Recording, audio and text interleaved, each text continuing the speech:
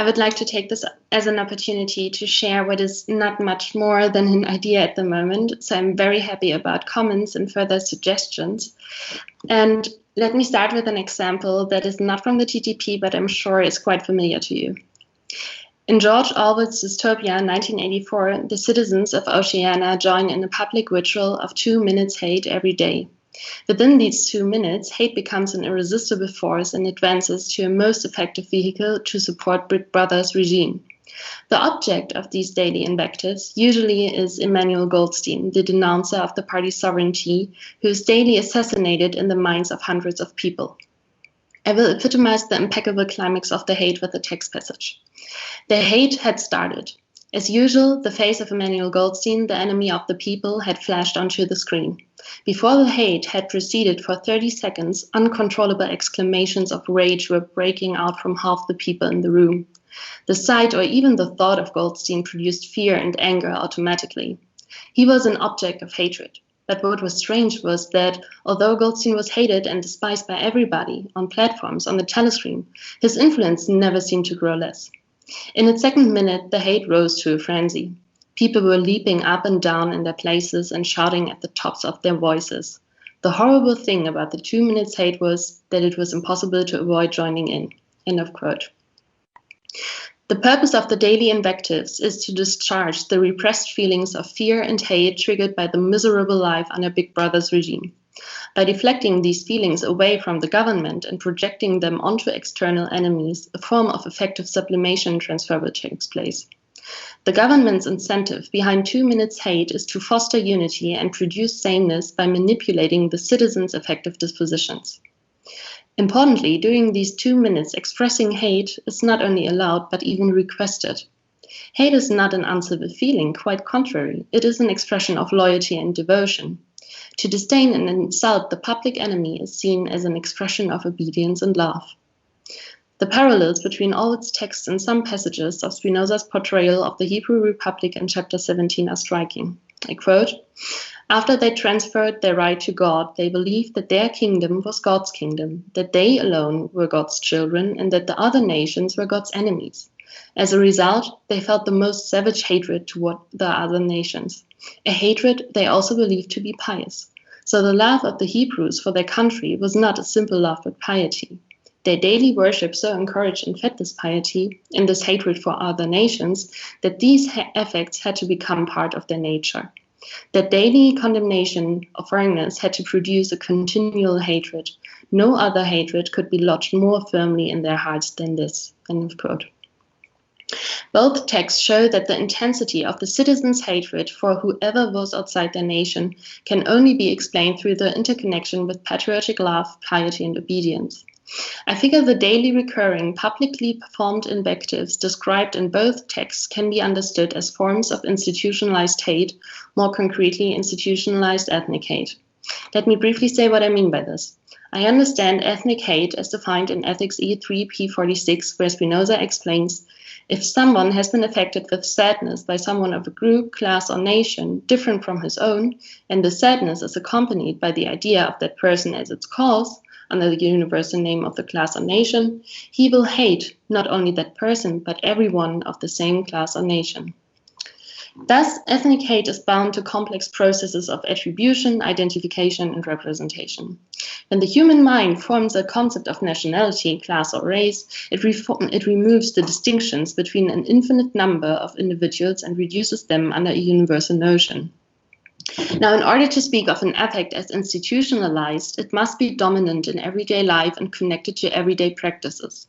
It means that it is somehow embedded into the infrastructure of a polity and plays a part in organizing people's living together. In short, when an affect becomes institutionalized, it guides our perception of the world and restructures our relations and responses, just as in the two examples above. In both texts, hate is not merely an occasionally occurring sad passion, but a central piece of a nation's narrative and part of everyday practices. In what follows, I shall show that the Hebrews' hate for other nations was crucial for the social formation of their state, but contributed to its instability and eventual downfall. Some might find this contradictory to Spinoza's claim that it was precisely by virtue of the social formation that the Hebrew nation survived for so many years. But what I would like to carve out from the story of the Hebrew state is a trope, the state of bitter hate, that I take to be a warning against institutionalized hate, especially ethnic hate. In chapter 17 of the TTP, Spinoza states that hearts are to some extent under the control of the supreme power, which can bring it about in many ways that most men believe, love, and hate whatever it wants them to. Spinoza contends that the supreme power controls hearts not necessarily by direct command, but by the authority of its power and by guidance, that is, by its right. As Spinoza explains, this right includes to define what is piety. In the Hebrew Republic, it was love for their country, the sacred land, and hate for all other nations they regarded as unclean and profane. It is needless to point out that this interpretation of piety grew from imaginary roots and involved dangerous universals that engendered stereotypes as well as distorted self and world perception. Nevertheless, the daily condemnation of foreigners was a distinctive custom, quote, to fortify the hearts of the Hebrews to endure all things for their country with unexampled steadfastness and valor, end of quote. Their hate was combined with great devotion and therefore not only especially stubborn, but believed to be pious. Here, hate is not primarily described as a destructive or antisocial force, but as a social tie that creates union and brings strength. However, as Balibar points out, the sociability that arises from a common enemy is artificial and nothing else than the other side of hate. In contrast to natural sociability, this kind of sociability can only create unstable bonds that are based on imagination. As Balibar says, quote, our fellow men, that other individual with whom we can identify, whom religion refers to as our neighbor and politics as our fellow citizen, is constituted by imaginary identification. What Balibar describes here can be referred to as the construction of a national identity based on a certain shared narrative. In the Hebrews' case, this narrative was their belief of being elected and loved by God as his children and therefore to be superior and have absolute right against all. In other words, hate for other nations was an aspect of complex social ties and a narrative that also involved joyful, effective attachment and created unity. To an extent, then, it is true that their hate identity construction brought strength and was connected to a kind of union. But this also came at the highest possible cost, that is freedom. I think the real tragic element included in Spinoza's retelling of the history of the Hebrew state is the affective complex of bitter hate. What he portrays is a society of people who are not free but enslaved to their passions and who not only tolerate their enslavement but actively fight for it. For sure, we need to take the circumstances of the governance of a state into account, and Moses' legislation appeared to be freedom for the Hebrews who were accustomed to slavery, and it also enabled them to live in material prosperity. But the more general point I try to make is that to embed hate in everyday practice means to build epistemic barriers that are precisely not part of an environment that encourages citizens to use their reason, but triggers to fall into a state of bitter hate. The open display of hate towards others day by day means to turn away from reason, cooperation, and true joy day by day.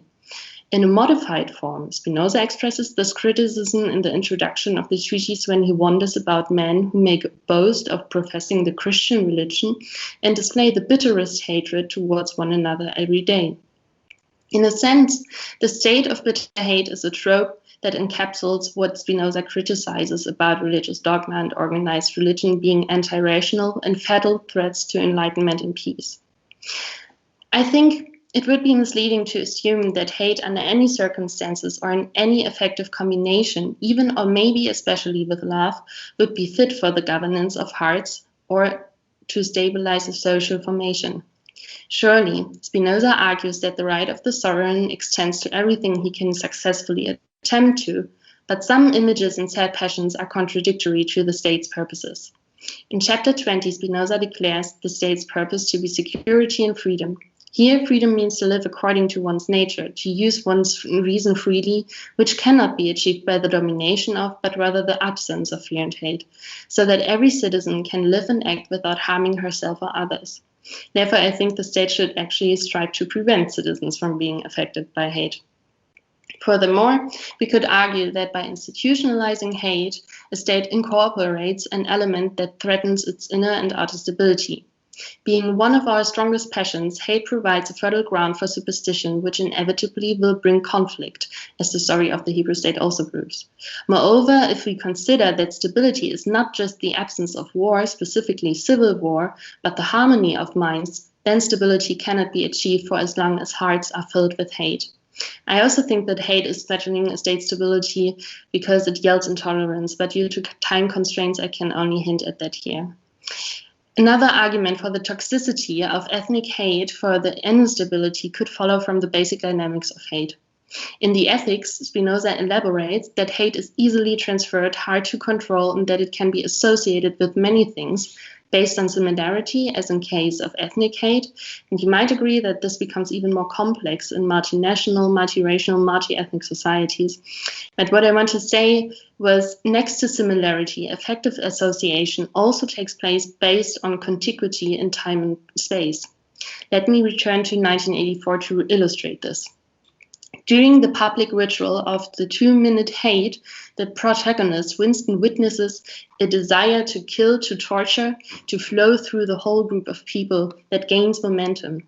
As Orwells writes, quote, "It was even possible at moments to switch one's hatred this way or that by voluntary act. Suddenly, Winston succeeded in transferring his hatred from the face on the screen to the dark-haired girl behind him.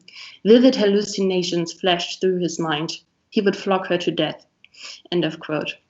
Hate, in a sense, has no limits other than our imagination. So the hate we have for another nation does not necessarily stop there, but can be transferred to someone next to us. Looking at the basic dynamics and mechanisms of hate, we cannot only see the danger of institutionalized hate to the instability of the state, but also the danger to its existence in foreign policy contexts. Therefore, we need to take into account that one of the most fatal dynamics inherent to hatred is its reciprocation. As Spinoza states, not only did the Hebrews detest other nations, but the other nations were bound to hate them most savagely in return. From this reciprocation follows the constant threat of war, as well as the tendency for separation. The constant threat or even reality of war undoubtedly does not serve stability or freedom of a state. Separation, moreover, prevents a state from exchange and interaction with other states. To develop this argument, one would have to consolidate TTP, and I can only hint at it here. But if we assume that states are individuals, for example, following Laudon and Matterhorn or even Balibar, we can see that the genesis and preservation of the state as an individual is only possible through interaction with other states, in accordance with the principle that self-preservation is never possible in isolation. I think that Spinoza offers us the tools to formulate an account against institutionalized ethnic hate that does not refer to the moral reprehensibility, but instead focuses on the state's purposes and the flourishing of a society. I think when Spinoza retells the story of the Hebrew state, he introduces a trope, the state of bitter hate, that continues to haunt us and occasionally appears in different times, places, and fictions. Spinoza found it in the Hebrew state, as well as in forms of organized religion, where people displayed the bitterest hatred towards one another. I found it in Orwells' dystopia, where rational men are degraded to beasts and automata, completely inhibited from rational judgment and not able to live according to their nature. And I'm sure there are a lot more examples coming to mind of places where we see this bitter hate growing in today's political landscape. However, I figure the state of bitter hate is a dystopic trope that should not frighten us, but haunt us as a reminder how institutions should not be, as a warning that comes to mind when state institutions deteriorate and do not protect stability, peace, and their citizens' freedom. As Spinoza observes in the TTP, customs and laws that are institutions form individuals in ways that can lead a nation to have its particular mentality, its particular character, and its particular prejudices. Therefore, we have to be attentive to the effects, images, and narratives incorporated and promoted by institutions. Just as we say the free community of the wise men is utopian but still kind of ideal, the state of bitter hate is dystopian and therefore good to keep in mind. Thank you.